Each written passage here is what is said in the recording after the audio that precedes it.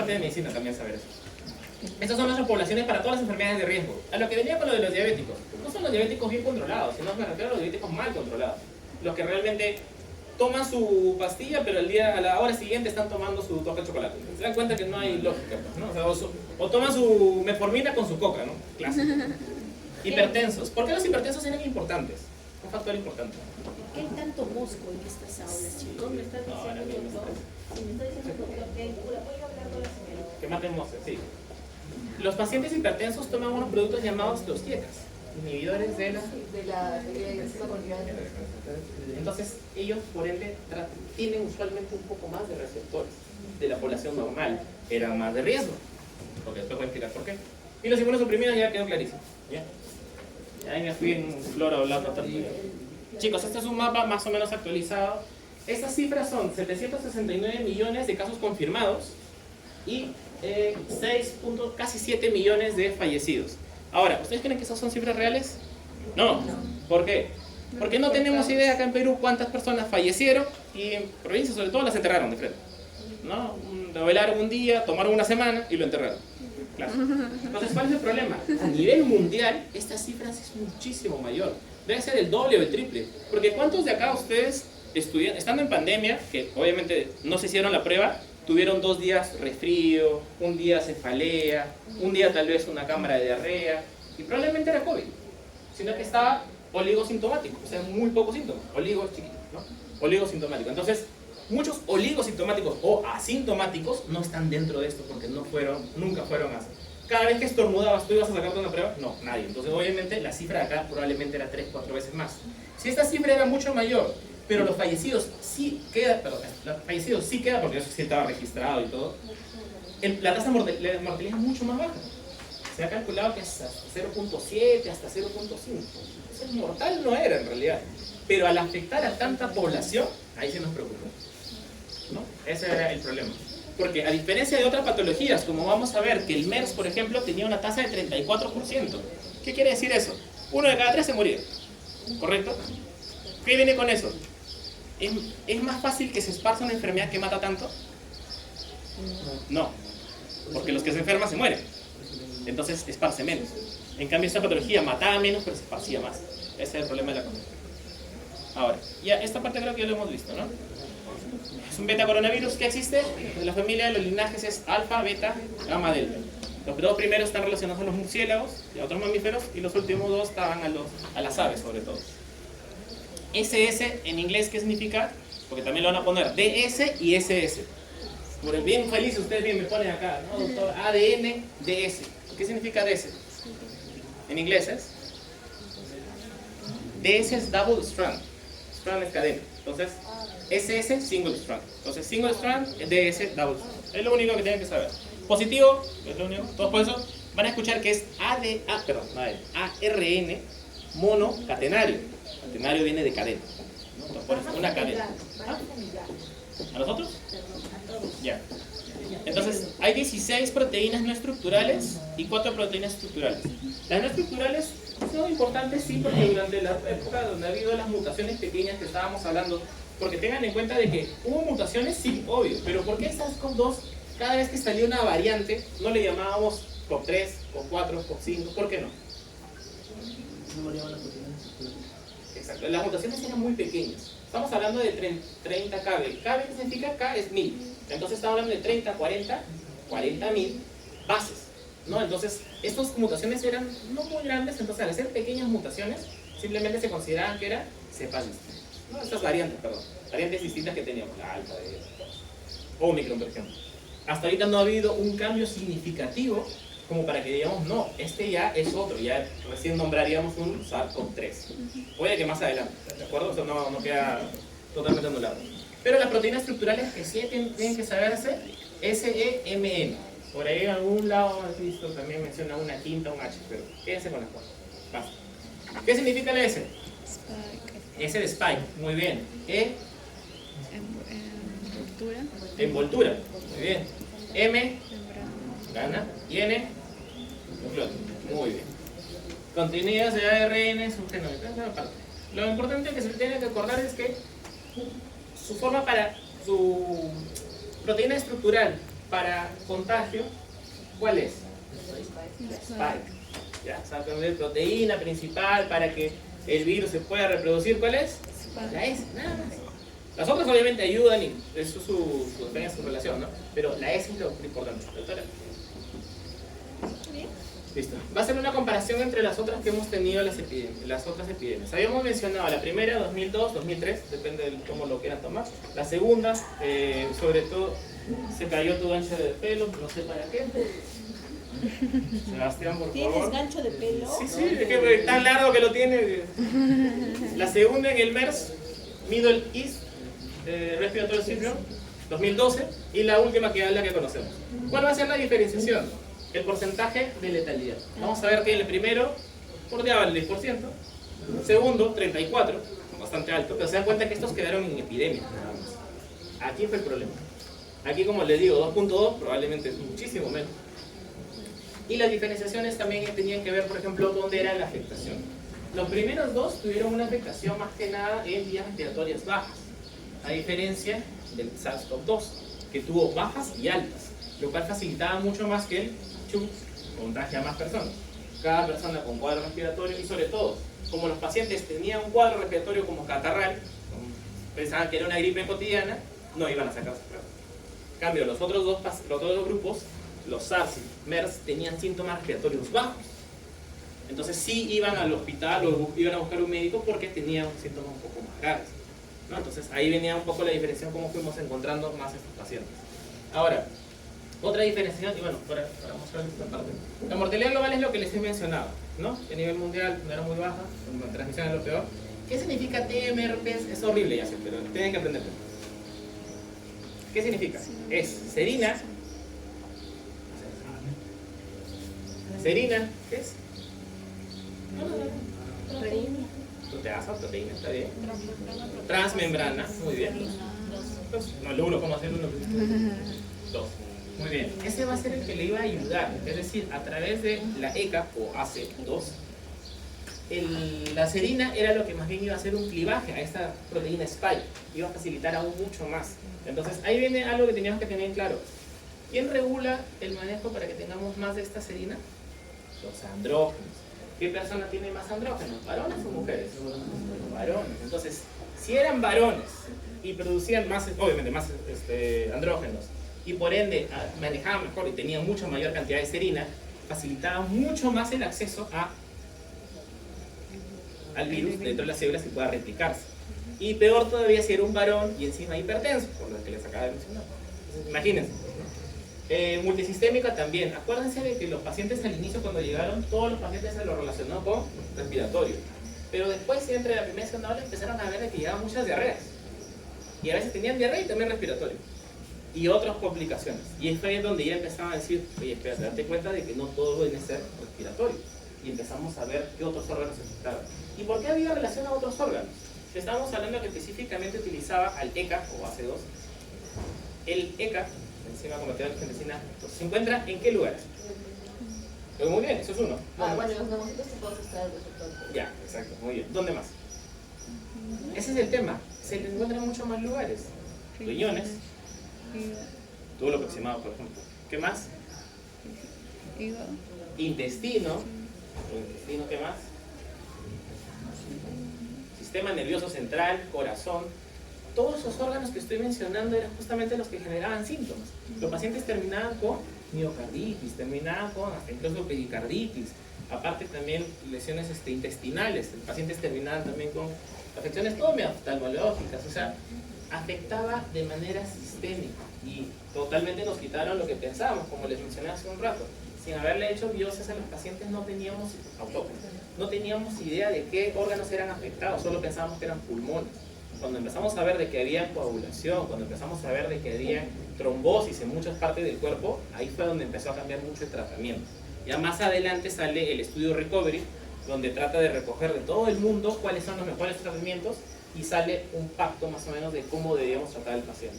Y ahí, por si acaso, ahí fue donde se eliminó por completo de que usen ivermectina, que se pongan a tomar cloro, ¿no? ¿Se acuerdan de esa época, no? ¿Ustedes tomaron también cloro? Por si acaso, pregunto. ¿Ivermectina llegaron a tomar? Pobres vaquitas, le quitaron su antiparasitario, ¿no? ¿Cuántos peruanos tomando ivermectina y la pobre vaca sin su antiparasitario? Es verdad, pero era más usado, lo usamos en humanos también obviamente, pero para patologías muy puntuales, antiparasitario por si acaso. Entonces, bueno, los sistémicos, esto lo hemos mencionado, trombótico, iba a haber una gran cantidad de aumento de citoquinas. El proceso iba a ser obviamente lo que habíamos mencionado, iba a generar un aumento de la apoptosis, específicamente una apoptosis bastante inflamatoria, que tiene otro nombre, piroptosis. Más adelante lo vamos a ir viendo. Y esto generaba un alza increíble de citoquinas, sobre todo la interleuquina 6. ¿Ya? Eso lo vamos a ver cuando tenían demasiado, ¿qué pasaba? La tormenta de citoquinas. Citocinas, citoquinas, depende cómo le quieras pronunciar, pero por ahí vamos muy bien. La idea es que iba a haber un gran proceso inflamatorio, ¿no? Eso también más adelante lo vamos a explicar. Y ¿qué teníamos problema con los pacientes? Uno que también variaba mucho, desde asintomáticos hasta pacientes severos. ¿Cuántos aquí han tenido COVID? Levanten la mano. Muy bien. Ya, yo estoy seguro que todos han tenido, solamente que no lo saben. Estoy segurísimo, que todos lo han tenido, segurísimo. Algunos con diagnóstico, probablemente con prueba positiva. Pero de ahí todos han tenido en algún punto. Entonces, a lo que vamos, ¿cuánta cantidad de población realmente ha estado expuesta, ha podido pasar asintomático y contagiar a otros? Esa es la sensibilidad. Y ahora, sobre la inmunidad. ¿Alguien nos garantiza cuánto tiempo realmente nos está cubriendo la vacuna? No, porque todavía no tenemos estudios a largo plazo. Y ese es un problema que tenemos en realidad. Porque, por ejemplo, ¿qué pasó? Primero nos dijeron 2 dosis, nos pusieron las 2 dosis. Luego la tercera, ok. Luego cuarta, ok. Luego la bivalente, que es la del booster, ¿no? Para darle un poco más de fuerza. Ok. Y luego, ahorita también está saliendo otra para afirmar, como más bien reforzar el que era el booster, o sea, refuerzo de refuerzo. Entonces después va a salir el refuerzo de refuerzo. Se da cuenta que ahí tenemos un problema, lo que viene a ser el control de esta inmunidad. O sea, entonces al fin y al cabo, ¿qué va a hacer? Así como por ejemplo la influenza de que anualmente te tengas que poner tu vacuna y probablemente vamos a convivir ya de por vida con el SARS-CoV-2. Va a ser nuestro amigo, va a ser, ¿qué te enfermaste? Sí, tenías tu COVID, ¿no? O sea, probablemente vamos a convivir de aquí en adelante. Va a ser un virus normal, pero ya tenemos que meterlo en nuestra, tal vez, cronograma de vacunación probablemente. Pero todavía no tenemos seguro cuánto tiempo nos puede cubrir. ¿De acuerdo? Ese es un problema que no es raro, porque en realidad, tengan en cuenta, todo empezó en el 19, empezaron a fabricar las vacunas en el 20, y tenemos poco tiempo, ¿no? No hay estudios de corte de largo plazo, como de no sé, 10, 15 años, para recién decir si hubo buen efecto, o si más bien alguna de estas vacunas generó un efecto contrario. No sé. Siguiente, doctor. Ahora, no tenían chips, por favor, no, las vacunas no se le ponen chips. Nadie los va a estar buscando con eso. No hay presupuesto. Bill Gates no quiere saber dónde está, Sebastián. No.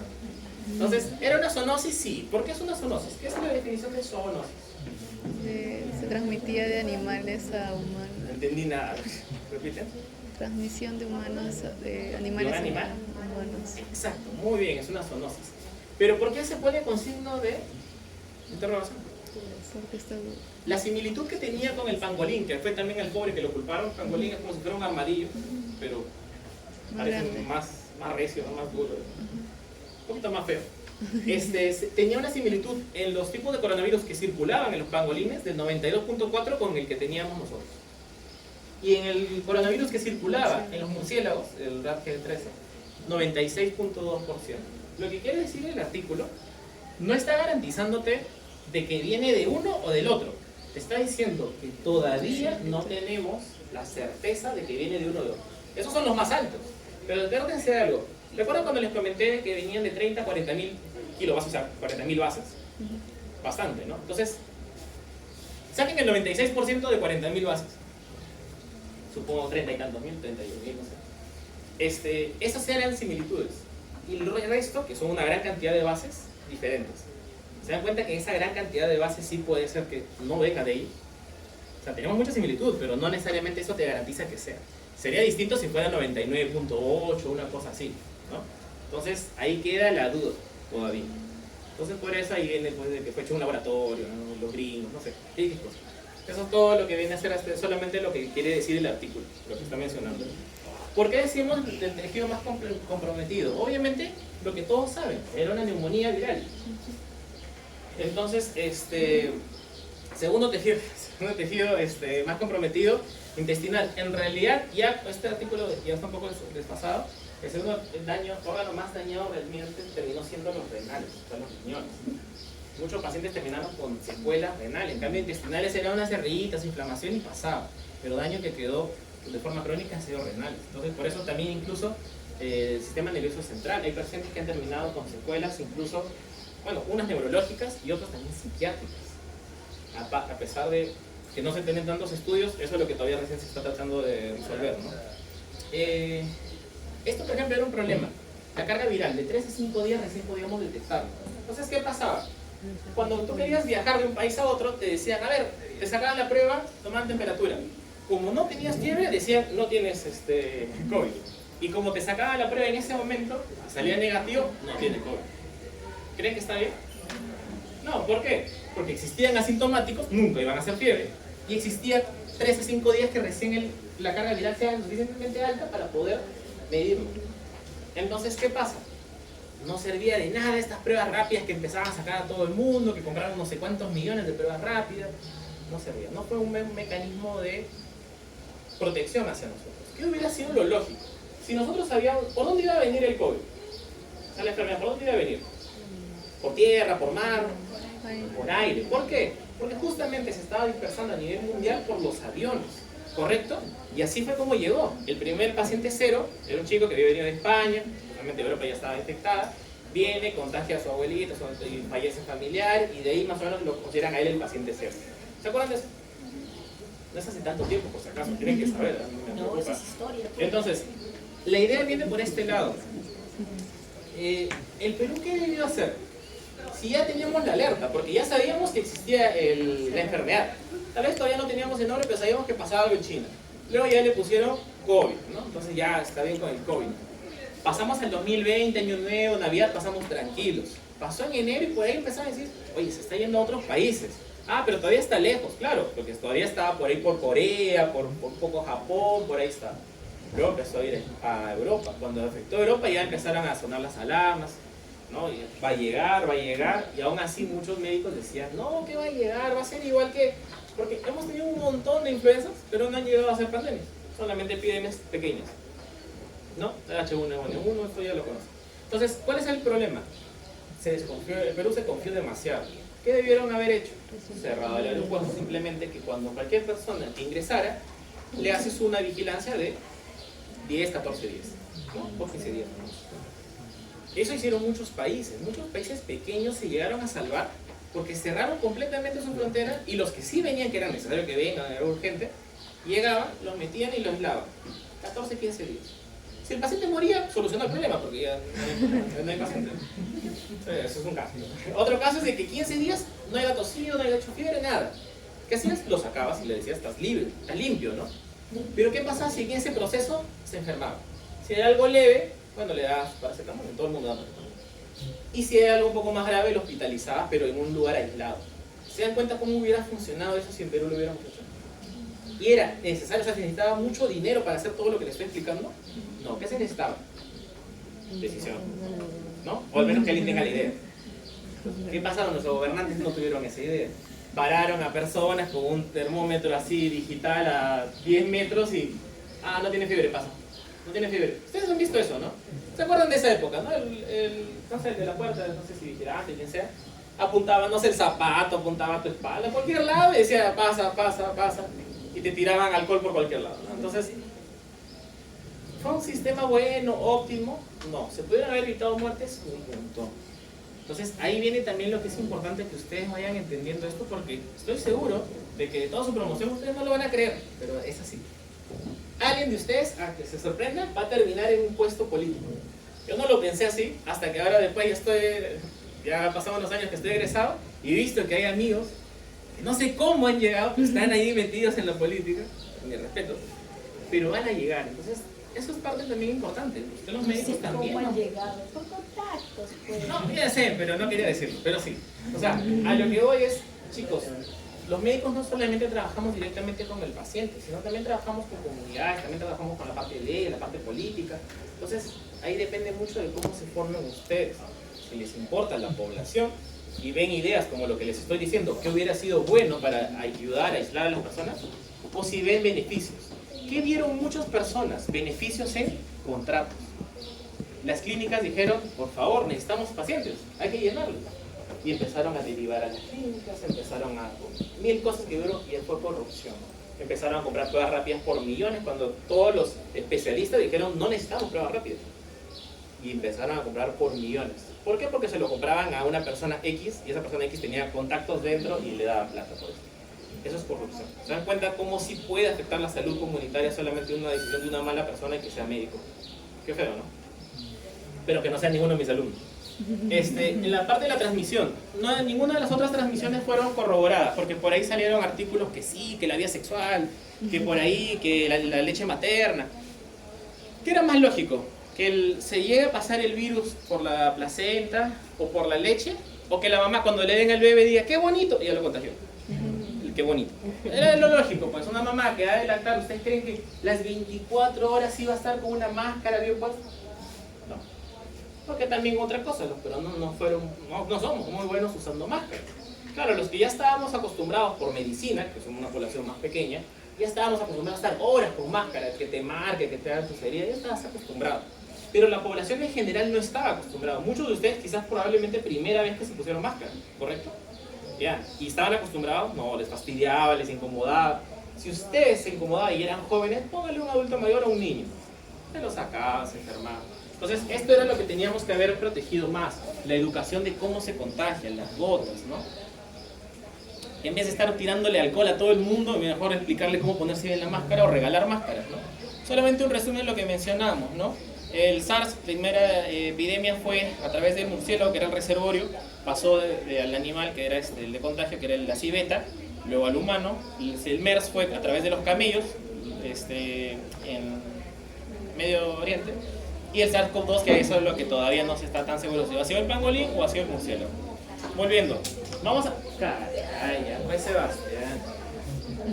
¿Sabes qué? Ya no le des tus cosas, ya. Sebastián es malo con esas cosas. La neumonía de COVID fue el principal problema que tuvimos. Como les he dicho, había afecciones a otros órganos. Acuérdense de que también el paciente dejaba de sentir el gusto. ¿Cómo se llamaba eso? Me sacan la lengua, sí, chicos, pero... ageusia. Y cuando no podían, no podían sentir olores, anosmia. Son términos que también tienen que ir acostumbrarnos. Eso es otra cosa, chicos. Ya en fisiopato quiero que poco a poco, yo les voy a ir corrigiendo, pero quiero que vayan aprendiendo términos médicos. Hasta ahorita tal vez ustedes se han acostumbrado a decir hinchazón, moretón. Ya bajen esas cosas, ¿no? O sea, ya edema como tal o hematoma, ¿no? O sea, ya, por favor, ya quiero un poco más de propiedad. Primeras expo yo les voy a pasar, pero yo les voy a ir corrigiendo. Si me van a seguir diciendo, le falta el aire, y no me dices disnea ya para la tercera, cuarta, Sebastián, ya, ahí queda, ya. O sea, ahí te bajo puntos solamente porque ya no estás entendiendo lo que te digo, ¿de acuerdo? Entonces, frecuencia cardíaca elevada, puedes decir, ya somos médicos, ¿no? Tienen que entrenarse, ¿no? Entonces, la neumonía fue el principal problema. ¿Qué basaba en la neumonía? La hipoxia. ¿Qué es la hipoxia? Que tengamos baja cantidad de oxígeno. ¿Y por qué teníamos baja cantidad de oxígeno? Justamente, ¿qué es esto? Un alveolo, excelente. No está tan bien dibujadito, pero imaginemos esto. ¿Qué capa es esta? Capa, alveolo,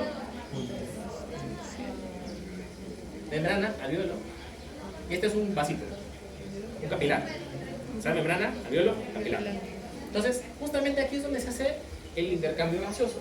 Van a haber mamocitos tipo 1 y tipo 2. El tipo 1, ¿cuál es su trabajo, su chamba? Lo único que hace por la vida.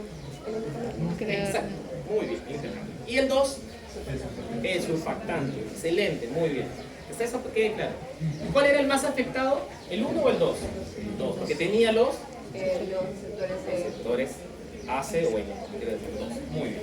Entonces, si se perdía, para que quede claro, si se perdía el surfactante en gran cantidad, porque obviamente estaba siendo afectada estas células, ¿qué pierden? ¿Qué pasa si perdemos el surfactante? Ya no hay nada que controlar la superficial y el alveolo colapsa. Colapsan los alveolos, excelente, justamente es un compuesto tensoactivo, entonces obviamente se perdía y se colapsaba. Un alveolo colapsado, ¿hace intercambio? No. Entonces, ¿qué determinas con? Oxígeno bajo, ¿no? Esa es la lógica que tienen que tener. Les dije que también había afección a otros órganos. Uno de ellos también era el endotelio. El endotelio se iba a ver completamente también dañado, perjudicado. ¿Qué iba a generar eso? La parte del gran aumento de citoquinas y todo, trombosis. Y vamos a tener trombos formados justamente en estos capilares pequeñitos. No es una arteria, no estoy diciendo la aorta, no, estoy diciendo capilares muy pequeños. ¿Qué va a generar esta trombosis? De que para que tengas un buen índice de perfusión, ventilación, perfusión, claro, ¿Qué necesitarías? Que también exista buen pase de la sangre, si no, no te sirve de nada, ¿no? No había buen paso. ¿Qué pasaba acá? Cuando hay una gran cantidad de edema, de inflamación que vamos a generar, una infusión, va a haber edema. Entonces, si hay líquido, gran cantidad, ¿qué va a generar? Y va a poder el oxígeno, como el vaso está íntegro, excelente el capilar, pero el oxígeno no podía, ¿iba a haber una mala perfusión? Tampoco, no podía, obviamente. Y más adelante, cuando ya había un daño y generaba ya una fibrosis, por ejemplo, ¿no? O atelectasis, se colapsaba por completo, ¿iba a haber intercambio? Tampoco, el capilar estaba íntegro, pero seguía habiendo un problema en el alveolo. Entonces, estas son las situaciones donde siempre veíamos. ¿Por qué les mencionamos esto? Porque en estas situaciones, le pones oxígeno a altas dosis, ¿solucionas algo? Te das cuenta que no. Y eso es lo que tenían que entender, y eso fue lo que costó a muchas vidas hasta llegaron a entender, cuando empezaron a ver de que todos estos capilares estaban trombosados. Entonces, ¿qué tenían en tratamiento dar? Trombótico, anticoagulante, como quieran dar. Sí, está bien. Había edema. ¿Qué significaba? Que te había líquido. Entonces, ¿qué tenían que darle también? Bueno, podría ser desde manejo de diuréticos o también más bien, si era un derrame pulmonar, también drenarlo, ¿no? Fotosíntesis, lo que necesite. Entonces, y bueno, si era amplio atelectasis, también se puede hacer rehabilitación respiratoria, ¿no? Para mejorar y funcionar. Entonces, se dan cuenta que en ninguna de estas el tratamiento realmente era el oxígeno.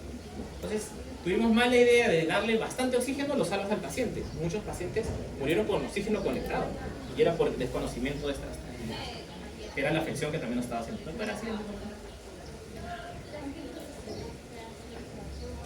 Ya, mecanismos compensatorios. El cuerpo hace mecanismos compensatorios de todo. El cuerpo humano se adapta a todo. Eso tenganlo clarísimo. Desde cualquier patología nos vamos a adaptar. Incluso al estrés, el fisiopata. Entonces, vamos a ver, por ejemplo, vasoconstricción, hipoxia. ¿Qué vamos a hacer? El cuerpo iba a tratar de mandar oxígeno a las zonas donde mejor lo necesitara. ¿De acuerdo? Entonces, obviamente, a áreas mejor ventiladas iba a mandar mayor cantidad de flujo. Las áreas que estaban menos ventiladas, las dejaba de lado. ¿Cuáles son las áreas más ventiladas en el pulmón?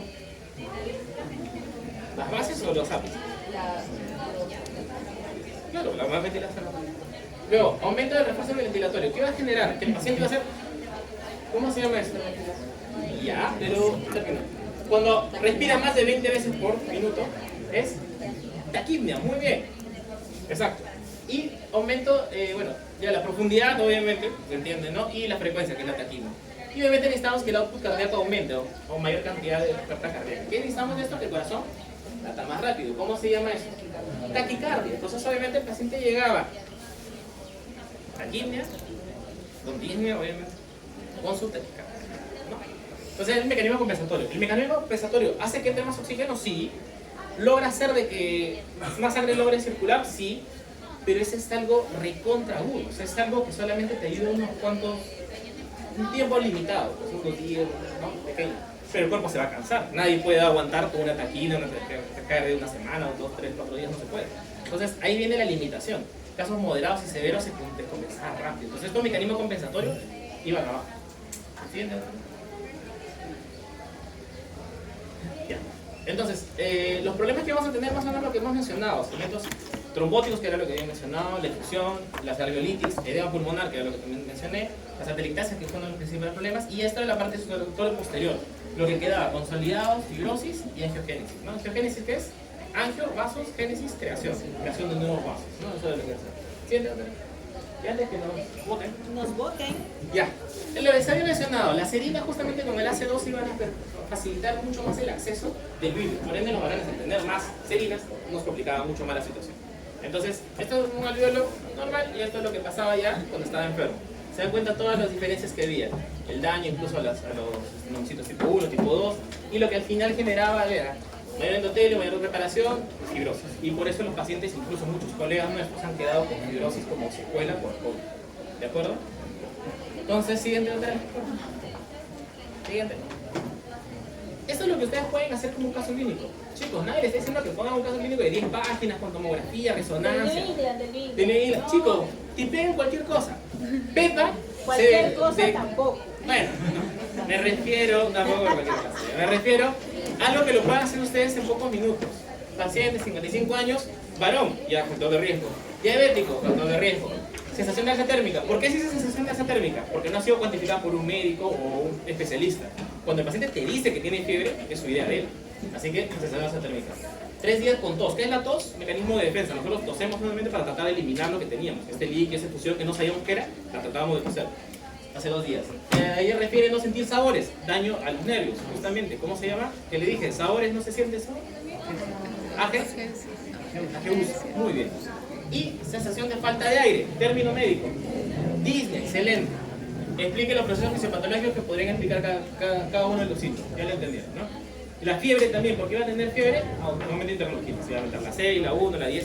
Listo. ¿Ya lo entendieron, chicos?